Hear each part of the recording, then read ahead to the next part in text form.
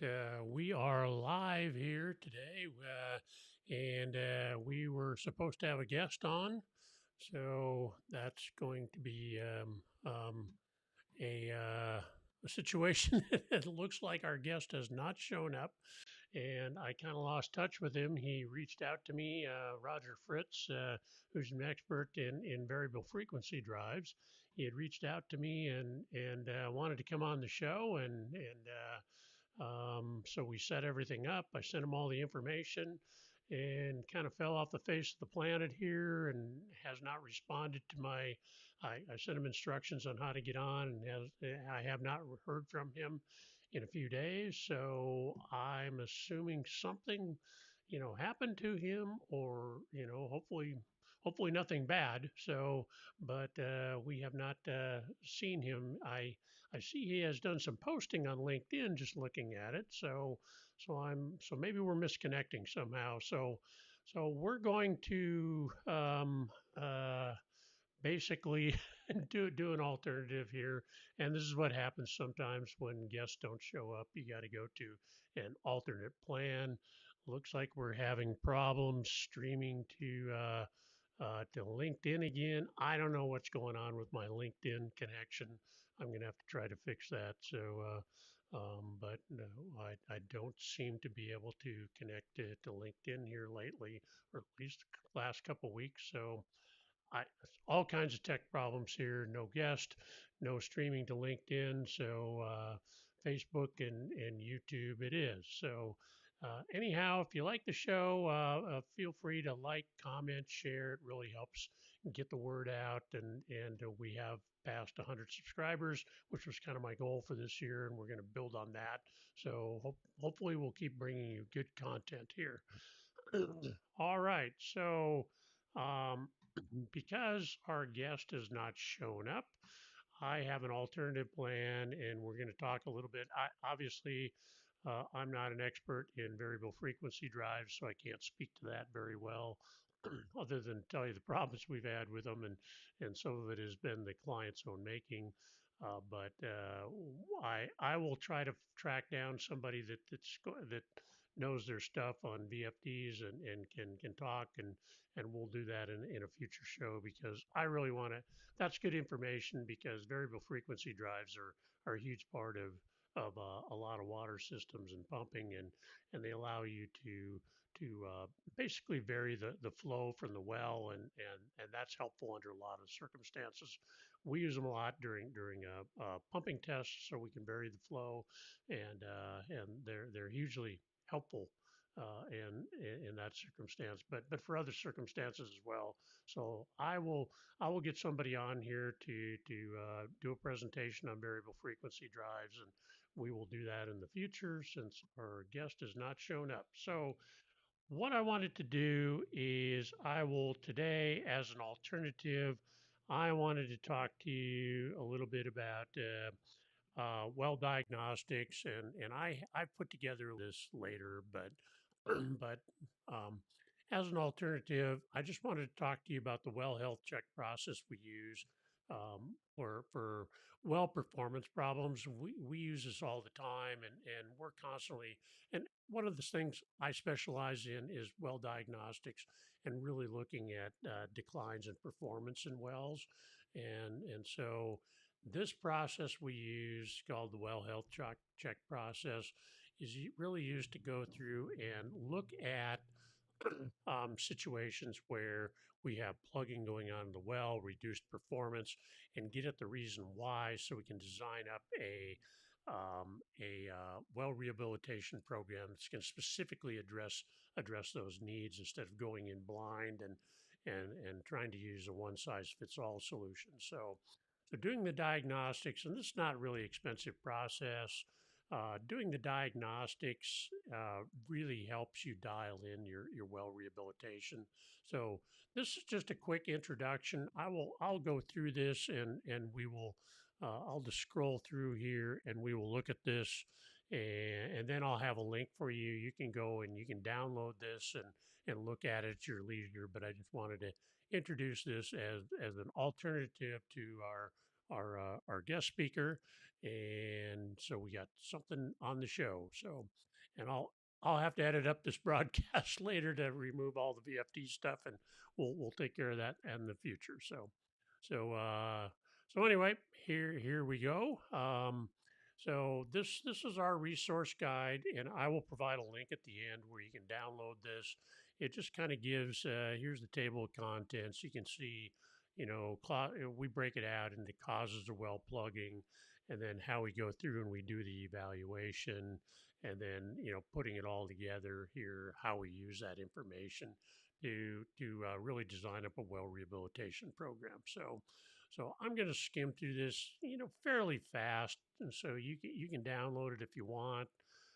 Here's an introduction, my propaganda for me. So let's get into causes of well plugging, and really there's three major causes, and number one, and probably complicit in most well plugging cases, is going to be biofouling. And biofouling is going to be involved in about 80% of all well plugging cases. That's kind of an average. Some places it's worse than others. And generally, what happens is biofouling really comes from a lot. Well, different types of bacteria that are going to be in the wells are going to cause biofouling issues. Probably the big one most people are familiar with is iron-related bacteria. They will come into the well, and they're naturally occurring. They will come in the well. They'll attach themselves to the casing of the screen, and they will start to grow, and then they produce a biofilm. Now, the biofilm is not the bacteria itself; it's a protective coating, but it's that slimy, peanut butter looking, orangish, uh, gloopy stuff that you see on the wells, and it actually is designed to protect the bacteria themselves. So the bacteria actually grow underneath this biofilm, and then the little tubercles you can see here in this picture. Actually, they extend through the biofilm, and that's how the bacteria actually feed. And so they secrete the iron, and that forms the biofilm. And the biofilm, as the bacteria colonies reproduce and grow, then that biofilm is going to spread and it's going to plug up the well. In some cases, this can grow pretty fast. We've seen just like 2 or 3 years where you get a well completely plugged up. Sometimes it takes longer. It just depends on the well chemistry and the situation that you're involved in. One size does not fit all when it comes to wells. Their wells are like people; they're all individuals. So this process is different in every well, but it's a fairly common process. We generally know things like iron-related bacteria, Gallionella, Leptothrix, Crenothrix. Those are kind of the biggie bacteria species that produce the biofilms. Gallionella probably is the most common. Now, the other thing that can happen with the iron-related bacteria is it's aerobic generally, but which means it requires oxygen to grow. But because you're producing the biofilm, you're now producing underneath that biofilm an anaerobic environment, so a low oxygen environment that is now conducive to the growth of a sulfur-reducing bacteria that sometimes we'll see deeper in the well in the anaerobic zone. And so you can get these growing together actually in sulfur-related or sulfur-reducing bacteria actually are bad actors because they'll respirate hydrogen sulfide, a gas, and that is highly corrosive. So it can actually corrode your well. So the SRBs are things we need to look at too. So this is all part of our diagnostic process that we look at this. Now the third type of a bacteria that we see are things like the slime formers, and they are not iron-related bacteria, but they form slime coatings. And once again, it's a biofilm to protect them, but they're not fixing the iron like the iron-related bacteria are. So these are things like Pseudomonas and Bacillus types of bacteria, and but they'll plug up wells too because they form slime that will actually plug up the screens, and so this is an important component that we really need to look at and understand when we have a well plugging issue, reduced capacity in our well. What is the biofouling that's going on, and then how are we going to address that in a well rehabilitation program? So the next cause is mineral incrustations, and this is where we'll get things like we'll reach a saturation on calcium carbonate, and it will tend to precipitate out. Now you change the chemistry a little bit as the water comes into the wells. You'll oxygenate it a little bit, and you'll increase the velocity coming through the screens. All these can actually contribute to minerals dropping out right at the screens when they come into the well. And so we will see things like calcium carbonate is probably the most common type of mineral incrustation, but you get iron and manganese also, and there are other types of mineral incrustations that are a little less common. But what happens is they form kind of a soft gelatinous mass initially, and then they dehydrate basically and harden down and form the hard coating that you see here. And so you got to break those up. So any well rehabilitation that's dealing with mineral incrustation, now you're dealing with hard coatings you're going to have to deal with. This is a little bit different situation than you would tackling the biofilm, which is going to be softer. So this is why the well diagnostics are important, and get at it with a properly designed well rehabilitation. If you don't understand what your problem is, your well rehabilitation may not address the specific issue you have. So you can see you got hard mineral incrustations versus soft bacteria. It's going to take a little bit different approach. If you have both going on, which is always possible, then you're going to have to address that too. Now, the other thing that can happen with mineral incrustations is they can be just straight a chemical situation, but there are certain types of bacteria, the iron and manganese reducing bacteria, that can actually create biogenic mineral incrustation as well. And you're going to see these as like little nodules and things like that. So it can get complicated because a lot of the mineral incrustations we see, and even the calcium carbonate can be, we're finding out recently, can be caused by bacteria and can have a biogenic origin helping precipitate it out. So it can get complicated, and that's why it's important to look at the water chemistry and do the well health check so we can really get at the root cause of these problems. The third big area is of mineral plugging is going to be filter pack plugging. And this is going to be strictly a mechanical process. What happens is you get one way flow coming to your well as you pump it. You're going to move sand grains around, you're going to move the silt and clay particles around, and they're going to form little bridges out in the aquifer and right at the gravel pack. And that's going to eventually cause plugging. And understanding that this is the situation allows us to go in and really clean up those screens, and then when we do rehab is we're going to flush those things out. We're going to bring them to the well, lift them out, and then clean out the silt and clay particles, break up those sand bridges that are plugging up the wells, and get that flow going back to the well.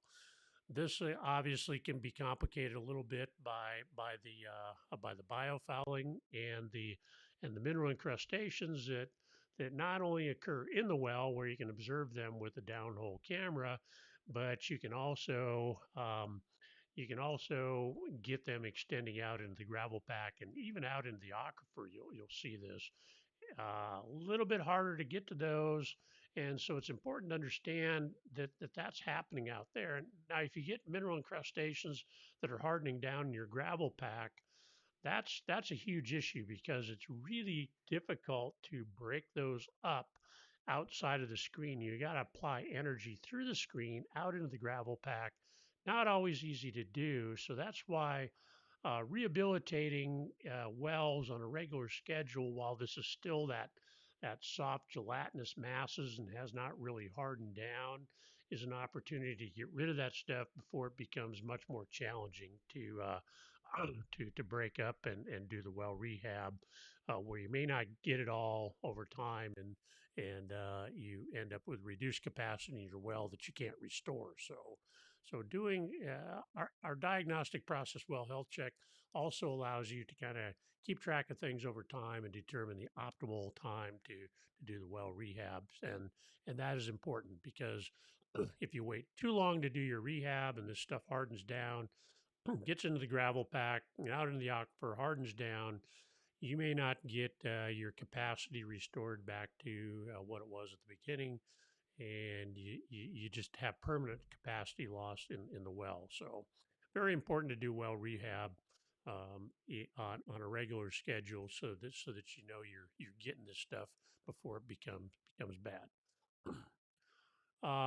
There's other causes for plugging in the wells. Probably the biggest one we run into is incomplete well development, and this is just something it's a challenge every time we build a well is getting the well development done right. The drillers don't like doing development, and they always want to shortchange the process. But as you can see from this picture here, this is actually drilling mud that's still bleeding back into a PVC cased well, a PVC screened well, actually, and cased and screened in this case. This is like more than a year after the well was drilled. They just didn't do adequate well development, and now you got the drilling mud bleeding back into the well. Now the problem with drilling mud is that it has usually some type of thickener in it besides just the bentonite. There's going to be polymers in there that'll thicken up, and a lot of times this stuff will gel up, and it's almost impossible to get out. So we see reduced well capacity from leaving drilling mud in the hole from inadequate development, and so wells never reach their full potential because they haven't done adequate development. So really, really important to do the well development right when you first build the well. All right. Also, open hole bedrock wells can also come up with the same situation. We've seen situations where we got biofouling that plugging up the fractures that water flows through. This is the karst well where we got water flowing in from a single fracture here. Not an uncommon situation where most of your flow comes from a single fracture like this. Probably a bedding plane fracture in karst or bedding plane conduit developed in karst, and you can get a fair amount of flow from these things, but these will plug up too. You'll get biofouling. You can see kind of a little bit of a mineral incrustation developing there. These things can squeeze down, so it's important to assess this. A lot of times, both the well health check process and a well video is going to be necessary to assess an open borehole well and looking at the fractures and understanding the condition the fractures are in. Fortunately, with a well video, we can get a good handle on that and understand what's going on. But open hole wells are not exempt from all these things we've been talking about. You just got to tackle them a little bit different way. The well rehab process might be a little bit different depending on what your particular situation is. And like I said, wells are individuals, and you got to treat them that way. So you really want to design a well rehabilitation program around the specifications of the problems that are occurring in the individual well, and not just use a one size fits all solution. All right. So the second part is the parameters we really look at for our well health check process. Um, and I will say we teach a class on this where we go over this in a lot more detail. I'm just kind of giving you the quick and dirty, but we really look at four different areas. We're going to look at the microbiological parameters. We're going to look at the chemical parameters, physical parameters like pumping rates, wire to water efficiency to determine if we have pump problems or well problems, and then things like energy usage, those types of things, specific capacity. Those are all going to be physical parameters. And then we're also going to go in and we're going to look at the operational parameters, the well history, how quickly performance declines. Uh, are there any well construction issues we need to be aware of? And this can be a big deal sometimes. How old is the well? Can we get in there and aggressively rehab the well if it's a newer well as opposed to an older well that might be a little bit more fragile, and we kind of got to pull our punches a little bit, I guess you'd say. So these are the general parameters we're looking at. Um, so let's go into that in a little more detail. We're going to look in biological parameters. We're going to look at coliform, which everybody looks at. We're going to do a total bacteria count, and that's either going to be done using adenosine triphosphate or ATP. That's going to count all the bacteria, or a heterotrophic plate count that's only going to count the aerobic or oxygen breathing bacteria. We want to look at anaerobic bacteria as the percentage, because anaerobic bacteria are generally going to be your bad actors. They're going to be the pathogens. They're going to be some prolific slime formers. They're going to form deeper in your well. They're going to be corrosive bacteria. So this is an important situation. We want to break that out. And then we're going to look at, some of our most common plugging situations, iron-related bacteria, sulfate-reducing bacteria. And then finally, we're going to do a bacteria speciation. Not just any lab can do this. We're going to see what specific species of bacteria we're seeing in the well, and then we get an idea of what is going on with the type of bacteria, because we know the characteristics, how they reproduce, what types of biofilms they form, and other problems they cause in the well. So it's important to understand what specific species of bacteria you have in your well so you understand the damage they're going to do to your well. All right. Chemical parameters, we're going to look at a whole variety of things. And in some recent shows we've done on Groundwater Talk Live, we talked about pH, alkalinity, hardness, ORP, Langolier saturation index, total dissolved solids. But we're also going to look at things like calcium and magnesium. The saturation on those is going to determine, do we have potential for mineral incrustations, sodium, potassium, phosphate. Phosphate provides a food source for bacteria. Chlorides can be corrosive. Nitrates, obviously, can be a food source for bacteria and also a pollutant. Chlorine, iron, and manganese, obviously, are big issues, both with iron and manganese related bacteria, and also with mineral incrustations, sulfates, silica, tannin and lignins, and total organic carbon. We're going to look at those too, because those are food sources for the bacteria and can create some other problems as well. All right, physical parameters, and in our class we get into specific numbers on these. We just don't have the time to do that, but we go through that. So look for the class, and it's good. We do it for credit for uh, for water system operators, so you can get a lot better rundown on all this. So physical parameters. These are related to the actual physical operation of the well. So we're looking at specific capacity, energy usage in gallons per kilowatt hour, sand production.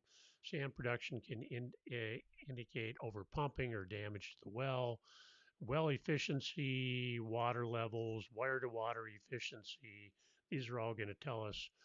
Wire to water efficiency, of course, is going to tell us, do we have a pump problem with our reduced capacity, or do we have a problem with the well itself? So that'll allow us to kind of ferret that out.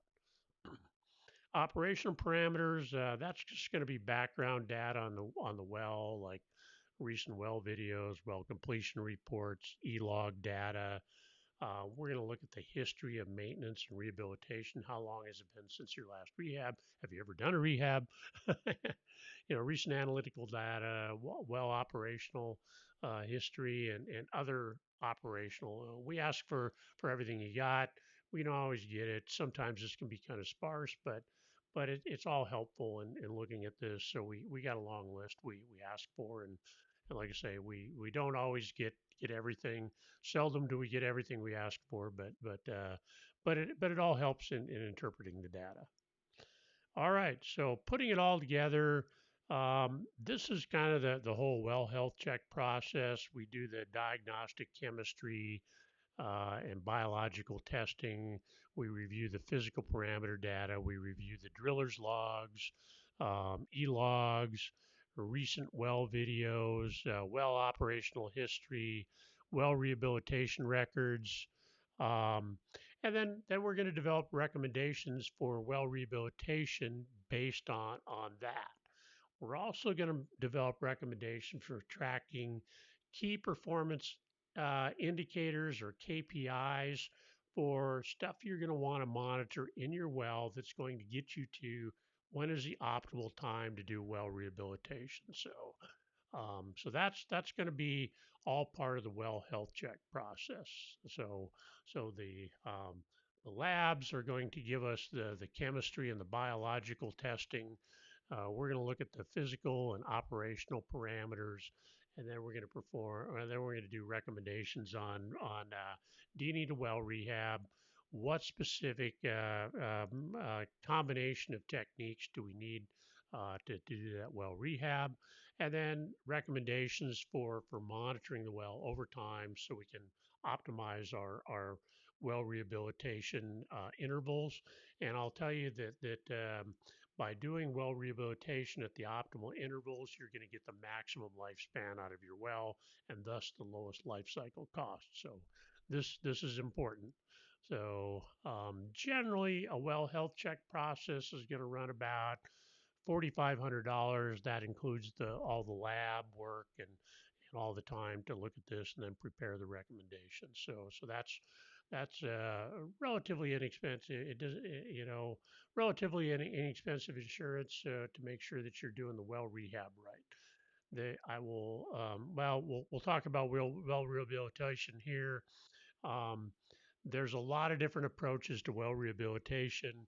And I will tell you, there's a lot of different well rehab contractors that say they're well rehab contractors that don't do as good a job. They'll shiny up the inside of your well, but what's really important with well rehab is to get outside the well, get through the gravel pack into the aquifer and clean that out.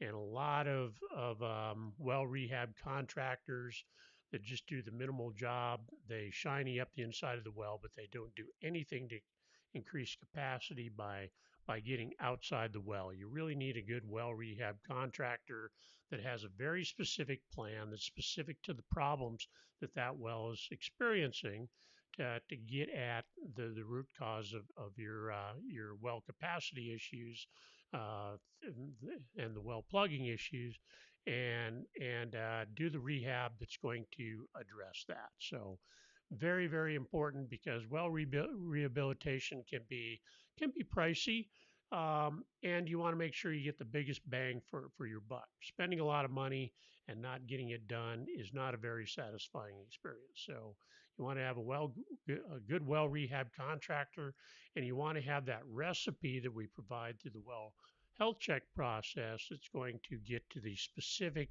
well rehab processes you need to maximize production after the rehab.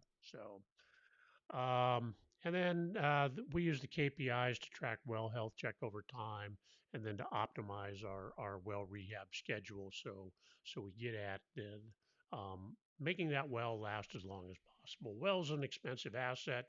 We want it to last as long as possible. We talked about life cycle costs. So the lowest cost to the well over the course of its lifespan. That doesn't mean the lowest cost upfront when you bid on the well. That means over its lifespan, and that's usually the measure we like to see, and I think that's very important. So, all right, so you can talk to me more about that. Let's my contact information is here, but um, let me show you. This is going to be the download. If you want to download this resource guide that I just went over, this is the link to do that. So feel free to do that. It'll ask for your email address so it can be emailed to you. and it's a great little guide. And then if you have any further questions, then you can always get a hold of me. I'm sorry our guest did not show up today, but that happens sometimes. This is my contact information. If you have any questions, feel free to reach out and talk to me. And if you're interested in being a guest on Groundwater Talk Live, then there is the link. Let me just fix that real quick. I don't know what happened to that, but yeah, there we go. So there we go. That's the link to if you want to come on Groundwater Talk Live and you're actually going to show up for the show. And we hope Mr. Fritz is okay. That's obviously a miscommunication, but if you want to come on and be a guest, we're happy to have people that will talk about stuff that's of interest to the water industry. So we'll love to have you on. This is the link to schedule that up. We stream live to YouTube and LinkedIn when it works, which it doesn't seem to be lately. So I got to see if I can fix that. And those are the links there. Um, don't forget to subscribe to the Groundwater Guy YouTube channel. That's where we keep all our videos. So all the past videos are there. This one will be up there. And we stream every Thursday at 11 o'clock Central Time. So tune in and see our next show. And